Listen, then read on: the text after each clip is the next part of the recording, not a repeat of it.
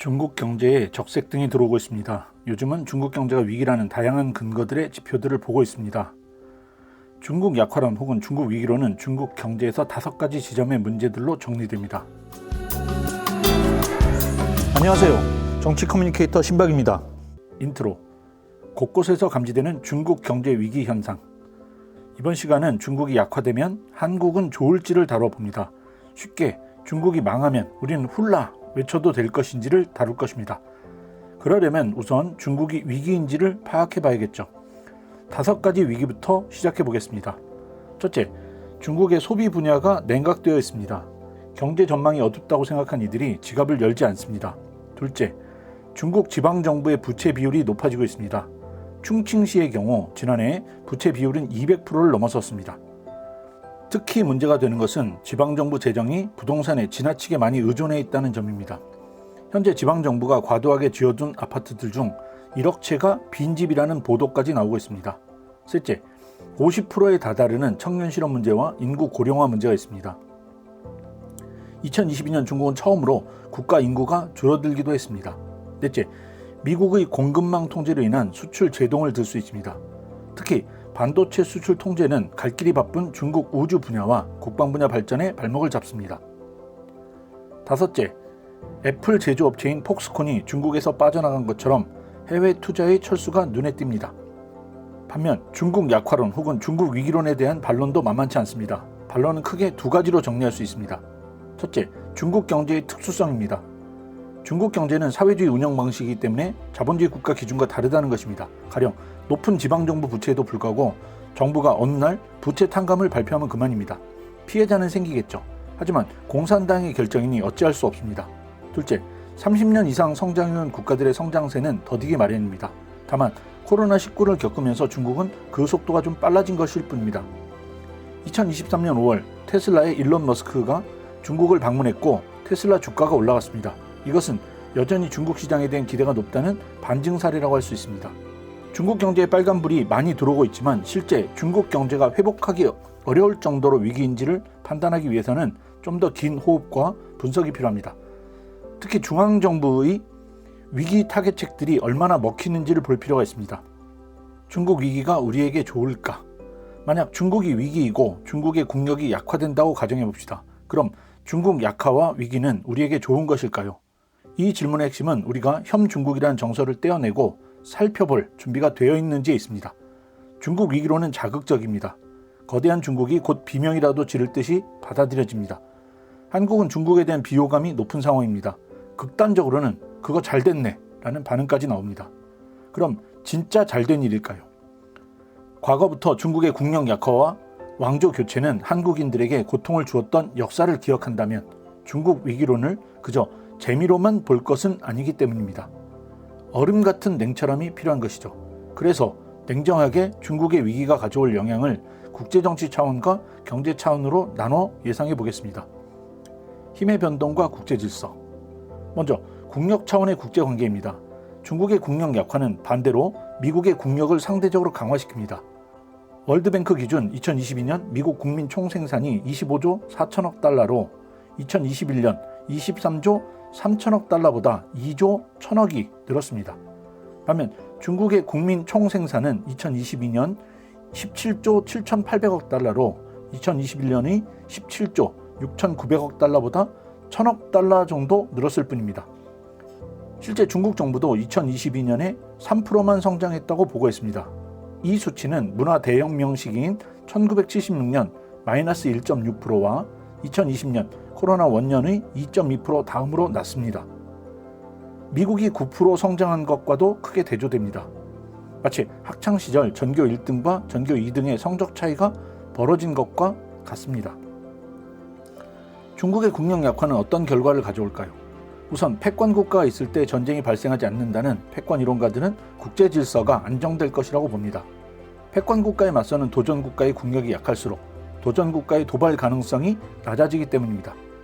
그런 점에서는 중국 위기는 국제 질서에서 미중 간 전쟁 가능성을 낮춰줘 긍정적입니다.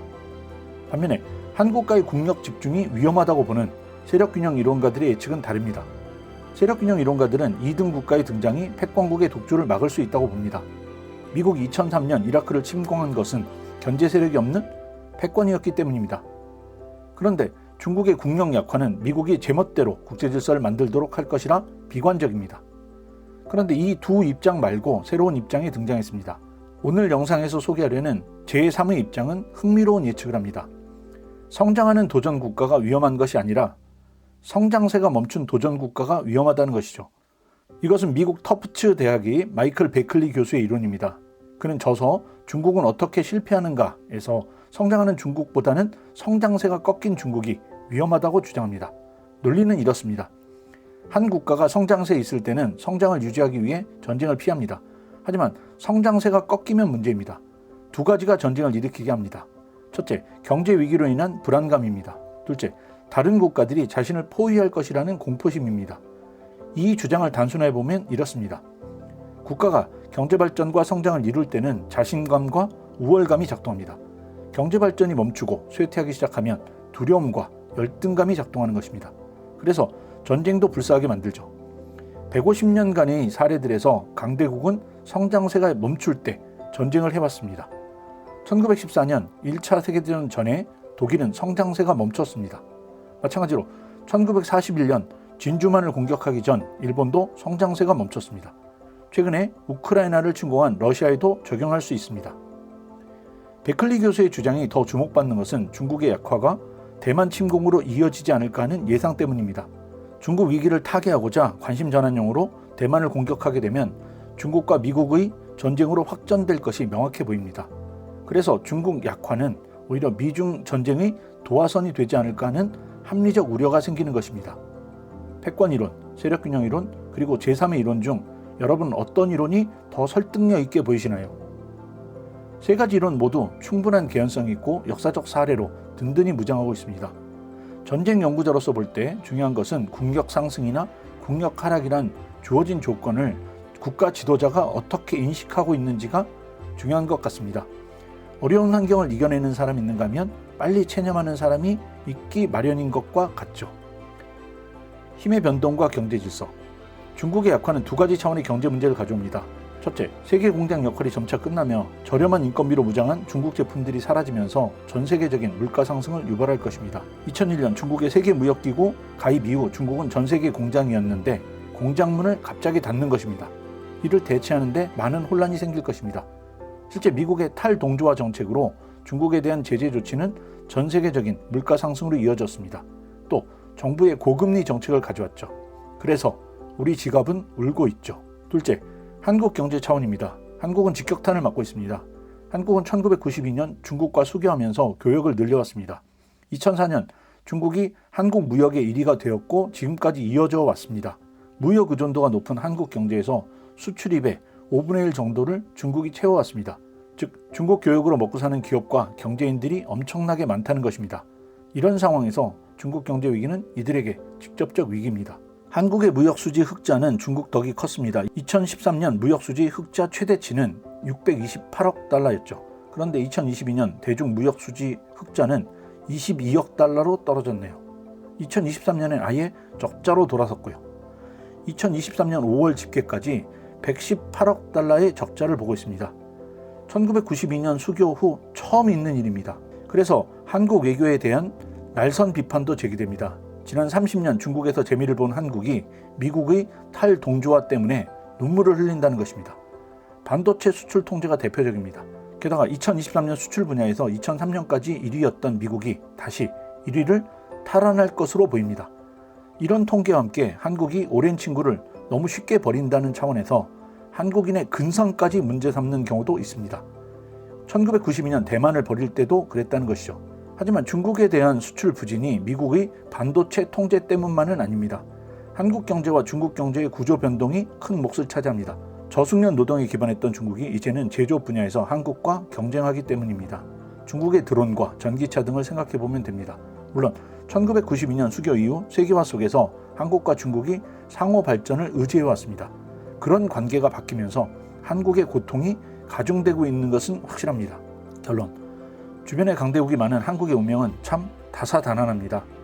어느 한 국가가 약해진다고 한국이 그 자리를 차지하기는 어렵죠. 이런 상황에서 중국의 약화는 대만 문제에 따른 미중 전쟁을 걱정하게 합니다. 미국과 동맹인 한국에 튈 불똥이 걱정이죠. 그러나 더 현실적인 불똥은 중국 경제 위기가 한국 경제 위기로 이어지는 것입니다. 이 상황을 자동차로 비유하면 중국의 약화는 한국이란 자동차에게 과속 방지턱과 같습니다. 덜컥하고 한국을 멈추게 하고 이리저리 둘러보게 합니다. 문제는 한국은 쇼바, 즉 완충 장치가 약하다는 것입니다. 그래서 과속 방지턱을 넘다 자동차가 부서지지는 않을까 걱정입니다. 구독과 좋아요, 알림 설정해 주시면 아주 조금 많이 감사하겠습니다. 여러분의 오해를 줄이고 이해를 늘리는 데 큰 힘이 될 것입니다.